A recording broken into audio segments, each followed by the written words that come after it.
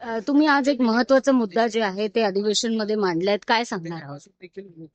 या पुरोगामी महाराष्ट्रात आजही मागासवर्गीय लोकांना अंत्यसंस्कारासाठी ज्यावेळेस जावं लागतं त्यांना स्मशानभूमी मिळत नाही. आणि तोच महत्वाचा मुद्दा या ठिकाणी मी मांडला आणि यापुढे शासनानं त्याविषयीचं धोरण आखावं आणि ते धोरण आखत असताना अशा प्रकारच्या घटना घडल्यानंतर त्या ठिकाणचा असलेला पोलीस पाटील, जिल्हाधिकारी, तंटामुक्त अध्यक्ष यांच्यावरच डायरेक्टली गुन्हे आपण दाखल का करू नयेत. आणि आज गोरगरीब मुलांना स्वतःचं शेत नाही म्हणून ते स्वतःच प्रेत त्या ठिकाणी जाळू शकत नाही. ज्यांना जमीन नाही, शेती नाही, त्यांनी सार्वजनिक स्मशानभूम्यांमध्ये जर त्यांना रोखलं गेलं तर हे पुरोगामी महाराष्ट्राला न पेलवणारं आहे.